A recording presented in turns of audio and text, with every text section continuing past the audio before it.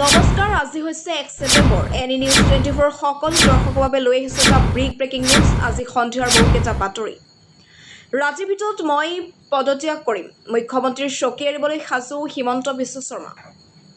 নিশাৰ ভিতৰত পদত্যাগ কৰিব মুখ্যমন্ত্ৰী হিমন্ত বিশ্ব শৰ্মাই। মুখ্যমন্ত্ৰীৰ চকী এৰিবলৈ সাজু হিমন্ত বিশ্ব শৰ্মা। 24 ঘণ্টাৰ ভিতৰতে মুখ্যমন্ত্ৰীৰ পদত্যাগ কৰি দিব হিমন্ত বিশ্ব শৰ্মা।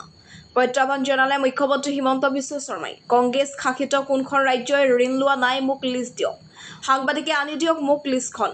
কোনখন কংগ্ৰেছ চৰকাৰে ঋণ লোৱা নাই, মোক লিষ্ট দিয়ক। যদি লিষ্ট দিব পাৰে মই ৰাতিৰ ভিতৰতে পদত্যাগ কৰিম।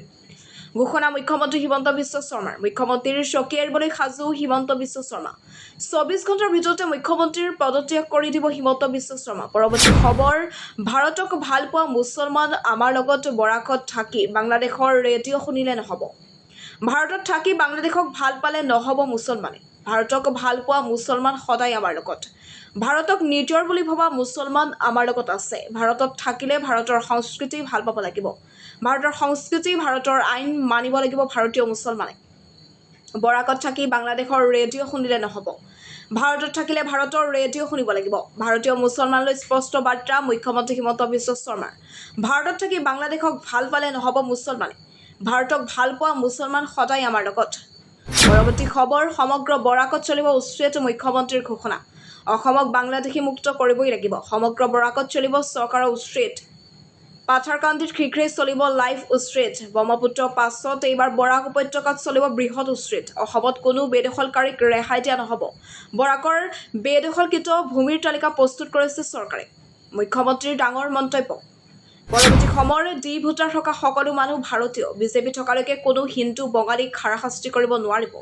ডি ভোটাৰ থকা সকলো মানুহ ভাৰতীয়। ডি ভোটাৰক লৈ ডাঙৰ মন্তব্য মন্ত্ৰী ৰঞ্জিত কুমাৰ দাসৰ। পূৰ্বে ডি ভোটাৰ সংখ্যা যিমান আছিল এতিয়া সেয়াও নগণ্য। ডি ভোটাৰ থকা মানুহ আৰু হাৰাশাস্তিৰ সন্মুখীন নহয়। কিবা কাৰণত সেইসকল মানুহৰ কাগজ পত্ৰ নাথাকিব পাৰে। বহু মানুহে সমস্যা থকাৰ বাবে কাগজ পত্ৰ দিব পৰা নাই। 2014 চনৰ 31 ডিচেম্বৰৰ আগতে অহা সকলোকে সুৰক্ষা দিয়া হ'ব। বিজেপি চৰকাৰৰ দিনত কোনো হিন্দু বঙালীক হাৰাশাস্তি কৰা নাই। বিজেপি থকালৈকে কোনো হিন্দু বঙালীক হাৰাশাস্তি কৰিব নোৱাৰিব। ডি ভোটাৰক লৈ ডাঙৰ মন্তব্য মন্ত্ৰী ৰঞ্জিত কুমাৰ দাসৰ। পৰৱৰ্তী খবৰ, কোটি কোটি মুছলমান হৈ পৰিব বিদেশী। ন্যায়ালয়ৰ এটা ৰায়ে বিপদত পেলাব পাৰে মুছলমানক। ভিত্তিবৰ্ষ 1951 হ'লেও পেলেষ্টাইনৰ দৰে অৱস্থা হ'ব মুছলমানৰ। ভিত্তিবৰ্ষ 1951 হ'লে বিপদ নামিব কোটি কোটি মুছলমানৰ। কোটি কোটি মুছলমান হৈ পৰিব বিদেশী। 1951ৰ ভিত্তিবৰ্ষ আমি কেতিয়াও নামানো। অসমত ভিত্তিবৰ্ষ 1971 হ'বই লাগিব। 1951 হ'লে প্ৰায় 48 লাখ পুৰুষ মহিলা হৈ পৰিব ভূমিহীন। সৰ্বোচ্চ ন্যায়ালয়ে আমাৰ পক্ষতে ৰায় দিছে। পূৰ্বৰ NRCৰ সময়ত ভিত্তিবৰ্ষ 1971 বুলি কৈছে। হিমন্ত বিশ্ব শৰ্মাই এতিয়া 1951 কৰিব বিচাৰি আছে।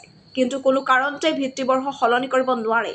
নতুন NRCত ভিত্তিবৰ্ষ আমি সলনি কৰিব নিদিওঁ।